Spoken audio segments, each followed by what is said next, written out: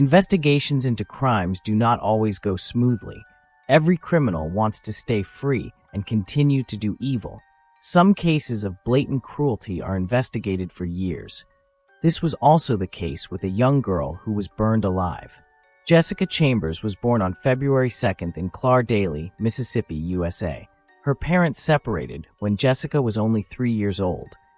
Later, her father remarried a woman with children, so the girl had 7 half-siblings. However, despite having many close relatives, the child had a rather difficult childhood. Her father was involved in the production of illegal substances for a long time until he was arrested and sent to prison. The girl grew up in a rough and borderline environment. Her father served his sentence, but unlike most criminals, he managed to break out of the vicious circle of crime. After his release, he found a job as a mechanic at a local auto repair shop. Jessica grew up in the small town of Cortland, Mississippi. You could say it wasn't even a town, but more of a village, because at the time of the events, fewer than 500 people lived there. Unlike other similar settlements, it became a refuge for people with a dark past. The average crime rate there was over 50% above the national average. Historically, most of the residents were, in one way or another, connected to crime. The young Jessica didn't care about that. She grew up peacefully and attended high school. Here, the girl performed as a cheerleader and was considered an outstanding student due to her unique abilities. At the end of her studies, she had a high grade point average. However, there were constant problems at home. The girl lived with her mother for a long time, who was in a bad mood. When she started dating a man who lived in the house across the street, her parents took this event very negatively. The woman tried to control her daughter and disapproved of her choice of partner. Due to the constant arguments, the girl was forced to move out of her mother's house. Fortunately, she didn't have to move far, as her father and his new wife lived just a few streets away. The stepmother's name was Deb, which even improved her relationship with her mother, as Jessica regularly spent nights at her mother's house. But life as a teenager was quite stressful, and then in 2012, her brother died in a car accident. The girl was very close to him, and the tragic accident was a real blow from which she couldn't recover for a long time. Nevertheless, Jessica finished school and took a job in a supermarket to support herself. She worked as a clothing salesperson. Alongside this beautiful side of her life, there was also Jessica's dark side. Sometimes she smoked illegal substances. This was one of the reasons for her arrest, but none of this worsened people's opinion of her. Jessica continued to be a kind and friendly person. Given the track record of most of the town's residents, her arrest for drug use was a minor thing that went unnoticed. However, this set off a chain of events that possibly led the girl to a tragic end. The 19-year-old Jessica was dating Travis Stanford, who was in prison at the time. The man was 28 years old, and the girl's criminal record didn't bother him. She awaited the release of her boyfriend from prison. She had grown up in an environment very closely connected to crime, not to mention the notorious reputation of the town in general. Even her own father had spent time in prison, but then led a normal life, so Jessica didn't pay attention to minor issues like prison stays. On December 6, 2014, around 4 p.m., Jessica visited her mother, Lisa. She planned to go to the gas station and return right after, but the girl was gone for a long time. The trip should have taken about 10 to 15 minutes, but even after 2 hours, she hadn't returned. Her mother got worried and texted Jessica to find out when she would be home. The girl did not respond, so Lisa called her daughter's cell phone, but she didn't pick up. Worry grew, and the woman called again. This time, her daughter answered the phone and whispered that she would be back soon, and that everything was fine. This was highly unusual. Her mother was used to Jessica listening to loud music and always having noise in the background, but this time it was too quiet. This worried the girl's mother, but she calmed down since she could reach her daughter on the phone, and they had talked. After a short conversation, they said goodbye, and just a few hours later, the girl's parents faced something they hadn't expected. Around 8 p.m., 2 residents called 911. They found a burning Kia Rio in a neighborhood in Batesville. Just 2 minutes later, firefighters arrived at the scene and were the only ones trying to fight the fire. Suddenly, a dark figure appeared from a nearby forest. The firefighters turned one of the vehicles around and shone the headlights on the person approaching them. They were shocked to see a girl, completely burned and disfigured by the fire. She was so severely damaged that she was unrecognizable. The victim barely moved toward the rescuers, stretched out her arms, and pleaded for help before collapsing just 2 meters away from the firefighters. She waited there for the ambulance, unable to get up. At this point, the car was almost completely burned out. Most of the fire was in the engine and passenger compartments, while the trunk was only slightly affected. While part of the fire crew continued to extinguish the fire, one of them began helping the victim. He wrapped her in a blanket, as burns often make victims feel cold. The police arrived at the scene and spoke to the 2 boys who had discovered the burning car. They were alarmed by the victim's condition and immediately suspected that this was no accident. The girl looked terrifying, completely burned and wearing only her underwear. One of the police officers supported her, reassured her, and asked her a few questions. Most of the victim's body was covered in third-degree burns, and her hair and eyebrows were completely burned off. She could barely speak. The officer first tried to find out her name, but she could hardly pronounce the syllables. He had to lean his ear close to her mouth to hear. At first, he didn't understand her name, but then he looked closer and recognized Jessica Chambers by her eyes. He asked who had done this to her. The victim struggled to say coherent words, and the officer heard something that sounded like Eric. She then lost consciousness. At that moment, paramedics arrived at the scene. They tried to revive the victim by applying pressure to her chest with their fingers, and it worked. A resident recognized that the burning car belonged to the victim, as everyone in the small town knew each other.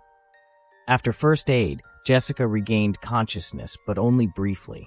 The girl tried to figure out who had been in the car with her before the tragedy. A crowd of onlookers had gathered around, drawn by the burning car.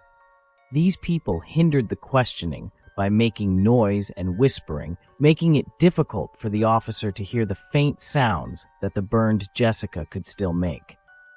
Despite everything, he managed to make out the name Eric, although he wasn't 100% sure.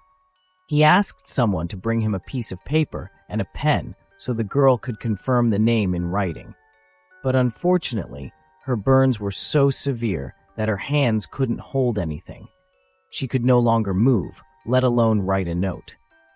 After repeatedly verifying his suspicions, the officer tried to confirm whether the name was Derek or Eric or another consonant, but nothing more could be determined. The paramedics loaded the victim into the vehicle and transported her to the hospital for treatment.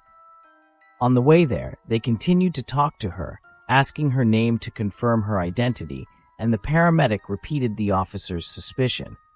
When asked if her name was Jessica Chambers, she nodded affirmatively. The victim then tried once more to name her attacker.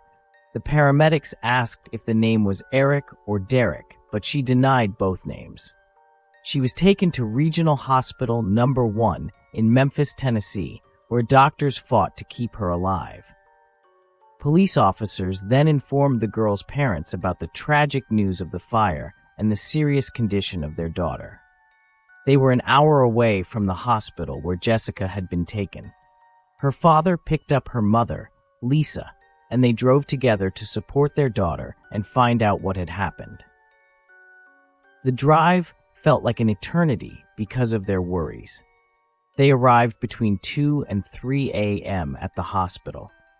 When they entered the room where the girl lay, the mother immediately recognized that it was her daughter. even though the victim was burned beyond recognition. She could not see or breathe properly. The woman bent over the crib and whispered into her daughter's ear that everything would be okay and that she and her father were nearby. A few minutes later, Jessica Chambers succumbed to her injuries. The only part of her body that wasn't burned was a small section of her neck. Given the extent of her injuries, she had no chance of survival. The medical examiners estimated that at least 93% of her body was burned, with all second and third degree burns. Almost the entire town attended Jessica Chambers' funeral. Over 400 people gathered in the chapel to say goodbye to the 19-year-old girl. Among them were classmates who had written heartfelt messages on her white metal coffin with permanent markers. They were all left with the same question: who could have done such a thing to the young cheerleader? Some thought it was an accident related to a possible car crash, but the police immediately ruled that out, as there were no traces of another car on the sidewalk or the adjacent roadside. Moreover, while the car was burned out, there were no visible signs of a collision. The police considered attempted murder the most likely scenario, especially since Jessica had tried to speak the name of her attacker until her last moments. In any case, the police made the incident public in the media. A reward of $1,000 was offered for any tips leading to the arrest of the perpetrator. Meanwhile, investigators sought out Lisa, the victim's mother. With her help, they tried to piece together the last day of the girl's life. Investigators also tried to find out whom she had spoken to and whether there were potentially dangerous people in her social circle. According to the woman, Jessica returned home around 2 p.m. and then lay down on the living room couch. After a brief conversation, the girl told her mother she needed to go to a gas station near the house. There were no landmarks in the area. The only place Jessica could have headed to was the local grocery store. Investigators decided to talk to the clerk who was on duty that fateful day. Maybe he had noticed something suspicious and could provide useful information to the police. When the investigators arrived at the store, they met Allie, who told them that he had indeed seen a girl matching the description of the murdered Jessica. The clerk cooperated with the investigation, granting access to the security cameras, and the police found the necessary footage. The footage showed that Jessica approached the store's door around 6:25 p.m., but didn't have time to go inside because someone called her name. She stopped in front of the door, turned to the side, and waved. Unfortunately, her acquaintance wasn't in the frame. After waving, she walked in that direction, out of the store and out of the camera's view. Several minutes passed without the girl reappearing in the frame. It's unknown what happened during that time, but then she returned to the door, paid for the gas, and left. The officers didn't find anything suspicious in the clerk's behavior. However, the public thought otherwise. When it became known that the last person who had definitely seen the victim alive was Ali, many thought he was the killer. Some believed he was the murderer of Jessica. Witnesses emerged, claiming he was a member of a local criminal gang. Thus, the man who had provided the investigators with the first clues came under fire from the local population. The police ensured that he wasn't involved in the massacre of the girl. He had a solid alibi. The surveillance footage showed that the man had spent the entire evening and night at work, and he had also passed a lie detector test. The investigators then made an official statement on television. The local sheriff reported that the grocery store employee had nothing to do with the victim's death. Gradually, the unrest subsided, and the employee was left alone by the public. At this point, the police already knew some details of the crime.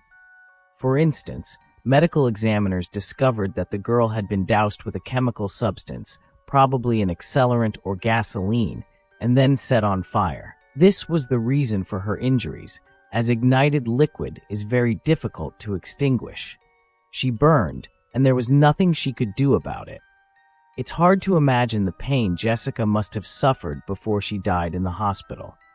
Parts of her burned underwear were later found at the crime scene, sent for analysis, and it was confirmed that the flammable substance used to kill the innocent victim was gasoline. Investigators questioned one man after another, checking all residents named Derek or Eric.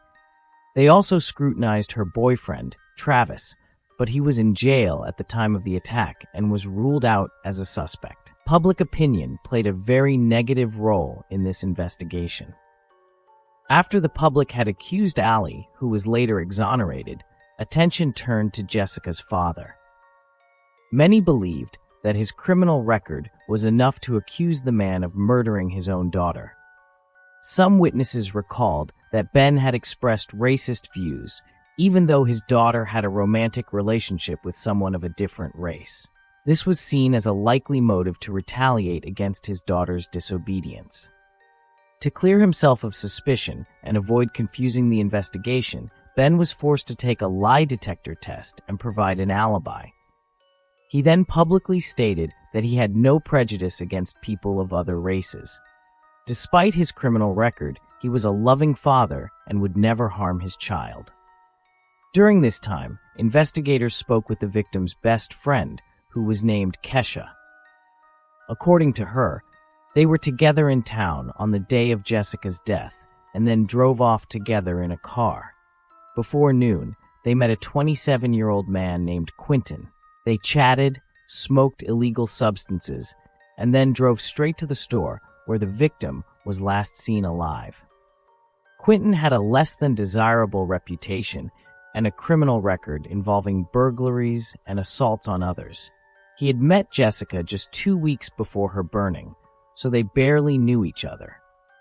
After receiving information about the new suspect, investigators immediately reached out to him for an interview.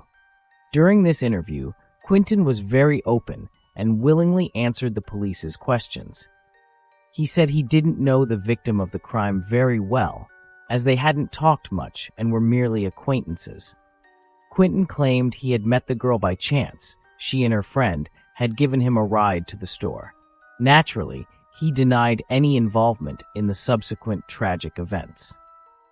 His words seemed plausible enough, and Quentin remained calm during the interrogation. The investigators asked him if he knew anyone named Derek or Eric from the victim's inner circle, similar to the names Jessica had mentioned before her death. Then Quentin remembered a man named Derek Holmes, who had behaved strangely toward Jessica. According to Quentin, Derek had repeatedly asked her out on a date, which she declined. This also happened on the day of the massacre. When Quentin got out of the car, Derek again tried to woo her. The police were interested in the information they received. They sought out Derek, but despite some oddities, Derek didn't arouse much suspicion. The man had an alibi. On the night of the attack on Jessica, he was at home massaging his mother's feet. It sounded strange, but the woman had diabetes, and the massage helped her cope with the effects of the disease. She confirmed credibly that her son was at home. Most importantly, Derek denied Quentin's claim that he had met Jessica on the day of her death and had never behaved dismissively toward her. This was also confirmed by others in her social circle. Her best friend also insisted that Quentin was the only one in the car. This was the first time Quentin had been caught lying. He began to lose the investigators' trust. Nevertheless, the investigators had to start over and tried to gather information about the perpetrator. They interviewed about 100 men, potential suspects with the names Eric or Derek, but the investigation stalled. At the same time, public outrage grew because most of these men were black. Rumors spread that the police were deliberately trying to discriminate against local residents based on their race. The last people to be interviewed in this case were George and Mentor. Their fingerprints were taken, and even DNA swabs were collected. Mentor was of particular interest to the investigation because he had communicated with Jessica just 2 days before her death via a messenger app. Both were contacted by the police, but again, they came up empty-handed. The men had solid alibis confirmed by several people, and they claimed they weren't involved in the massacre of the young girl. They really knew each other and had been friends for many years. Despite the police's active efforts, the investigation stalled for 2 months. Investigators and the media received new clues when Jessica's cell phone was found. Not far from the crime scene, a man stumbled upon the phone while walking around the neighborhood. He turned it over to the police, and specialists were able to retrieve the last messages and calls. It turned out that the victim had sent a text message to an unknown number on the day of the attack. The man had apparently wanted to win over the girl and move the relationship to an intimate level, but she kept her distance, making it clear that she wasn't interested in his advances. This persistent admirer turned out to be the same Quentin, who had not mentioned to the police anything about harassing the victim and claimed they didn't know each other well. Investigators invited him for another interview, and under the pressure of evidence, the young man admitted to having an intimate relationship with the murdered girl. He claimed they had sex in her car several times, but no one believed him, as she had rejected his advances in their chats. Quentin, however, maintained to investigators that he hadn't been intimate with her on the night of the murder and was not at the crime scene. When the investigators searched his house, they found gasoline in his shed, though this wasn't unusual since many car owners kept gasoline as a backup. When asked to take a look at his cell phone, the young man said he had deleted all of Jessica's messages as soon as he heard about her death.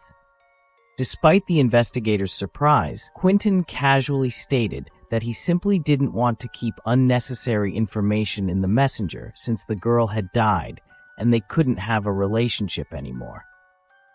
Suddenly, Quentin revealed that he had an alibi for the time of the girl's death because he was at a store called Fress, buying a prepaid card for his girlfriend, who lived in Louisiana. According to him, the card was meant to help his girlfriend travel to him. The police went to the store to verify his alibi, and it turned out he had indeed been there around midnight. However, Quentin was only 15 minutes away from the crime scene, so he had a real opportunity to reach the store in time to cover his tracks. Unfortunately, the investigators couldn't confirm their suspicions as they had no solid evidence at the time. Meanwhile, they decided to take a closer look at Travis, the girl's boyfriend, who was in prison at the time of her death. It was possible that he had learned of her possible affair with Quentin and therefore had the girl massacred with the help of mercenaries from local gangster groups. However, Travis was once again ruled out as a suspect, as he could not have been involved in his girlfriend's death. He was deeply affected by the news of her tragic death and knew nothing of her dubious relationship with Quentin. The case stalled again, and for 6 months, there was no new information. When police analysts reviewed the records of calls and conversations from Quentin's phone and the victims, they were able to establish that the two were indeed a couple. They determined that they were in Batesville at the same time, near the spot where the victim's car had been burned. They spoke with Quentin again, and he confirmed that he had been in Batesville. At the same time, Quentin insisted that he had arrived there much later, after the attack on Jessica, and had nothing to do with her death. His story changed several times during the interrogation.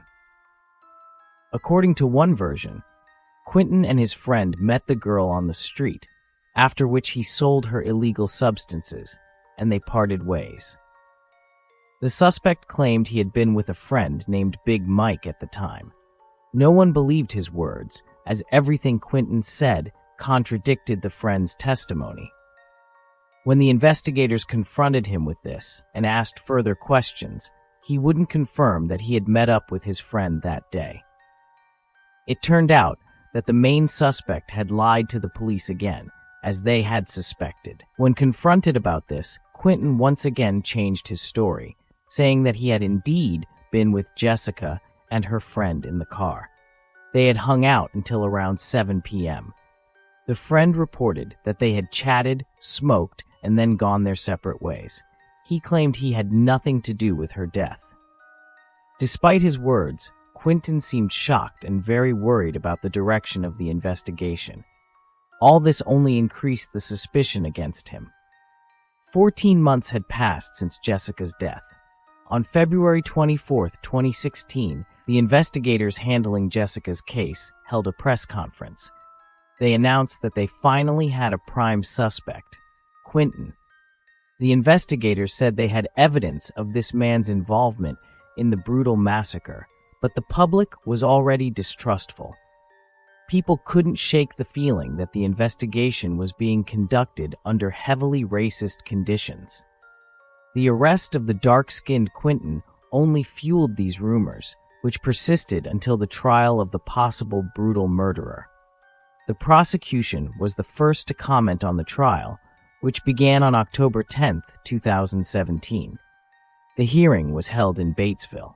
The prosecutor pointed to Quentin as the last person to have seen Jessica alive. The couple had a questionable relationship. The girl had rejected him, and Quentin had hit on her. It was confirmed that her boyfriend had been near the crime scene at the time of the arson. According to the prosecution, Quentin attacked Jessica and strangled her until she was unconscious. Believing her to be dead, he decided to dispose of the body and the evidence by setting it on fire. To do this, he went home and got a can of gasoline from his shed. When he returned to the crime scene, he doused the victim and her car with gasoline and set it on fire. The girl suddenly woke up and managed to escape the burning car. However, the burns she sustained left her no chance of survival. The defense relied on the victim's own words, as Jessica had said a name that sounded like Eric or Derek. Quentin's name did not resemble that name at all. These were the last words of the dying girl. Moreover, the prepaid card for the girl from Louisiana had been purchased around 8 p.m., as confirmed by receipts, just minutes after the report of a burning car had been made.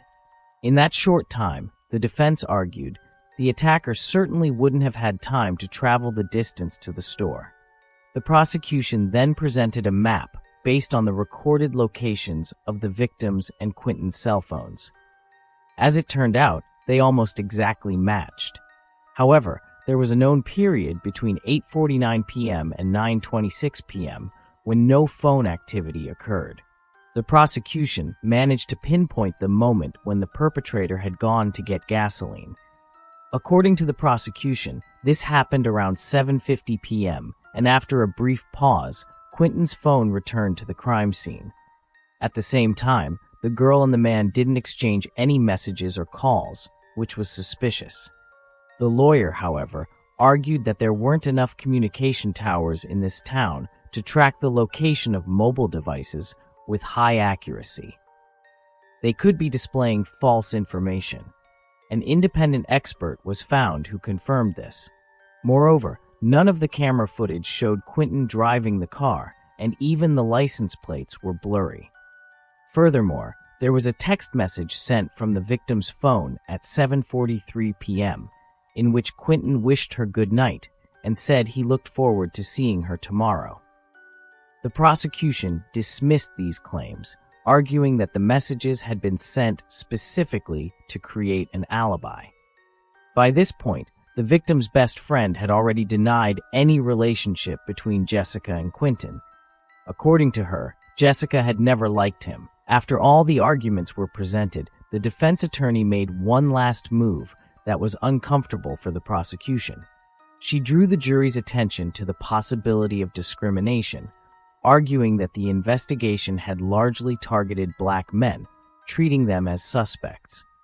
The prosecution, however, denied this. According to the prosecutors, they had evidence that Quentin had repeatedly tried to become intimate with Jessica, but she had always turned him down. Numerous conversations were presented in which she had responded to his advances with restraint. Nonetheless, the defendant continued to claim that their relationship had been consensual. He even demonstrated the place and position in which they had had sex in the girl's car, but that, of course, proved nothing. The prosecution still believed he was lying, and it was in this spot that the massacre of the victim took place. Her rejection of the relationship had become the motive for the murder. After the jury deliberated on the verdict, they were unable to reach a unanimous decision. The jury was then given additional time, but even after half an hour, they could not convict or acquit Quentin. When the jury made a third attempt, they failed again, and the court was forced to dismiss the trial. On September 24, 2018, a retrial began. It was similar in many ways to the previous one, with the difference being that the prosecution called in a burn expert to examine the victim's body. The expert confirmed that the victim, due to the extent of her injuries, was unable to fully speak, meaning she could not name the perpetrator that night, and a false name had been heard. Additionally, autopsy results were presented, showing signs of blows to the girl's body. According to the prosecution, these were also signs of a struggle. In this trial, the prosecution felt more confident and was determined to convict Quentin. However, once again, the jury failed to reach a unanimous decision. Meanwhile, Quentin quietly built his life. He got married on August 8, 2015, and lived a carefree life. On the same day as his wedding, the body of a 34-year-old student named Mink Chin Yao was discovered in Monroe, Louisiana, with stab wounds in her own home. About 10 days after her death, when the body began to emit a characteristic odor, forensic experts found 30 deep wounds, clearly inflicted with great cruelty. During the investigation, checks were found, and bank transfers confirmed that the girl had cashed in some money and purchased a prescription for painkillers from a man. With this fake document, she bought the corresponding medications. Mink Chin Yao drove to the store with a dark-skinned man at the wheel. When checking the license plate, it turned out that the car belonged to Quentin. These videos were recorded just a few hours before Mindy, as her friends called her, was killed. After her death, more than $1,000 was withdrawn from her card, and camera footage showed that it was Quentin who went to the ATM. Everything pointed to his involvement in her murder. Quentin was charged with the murder of Mindy and the theft of money from her card. In this trial, the prosecution could not present enough evidence against Quentin, and he was only found guilty of stealing the money from the deceased. For this, he was sentenced to just 5 years in prison. In November 2022, another trial in the Jessica Chambers case ended. The court found Quentin not guilty. The prosecutors were unable to convince the jury of his involvement in the brutal massacre of the cheerleader due to insufficient evidence. The families of both victims have yet to receive justice. The families of the murdered girls do not believe that Quentin coincidentally showed up at the crime scene both times. They are convinced that Quentin is behind the murders and are disappointed that they cannot bring him to justice. Jessica's mother died in October 2023 in the hospital. The cause of death was never determined, but it is likely that she simply could not cope with the loss and the poor handling of the case by the police. There are still dozens of unanswered questions about the deaths of the two young girls. Thank you for watching, and take care.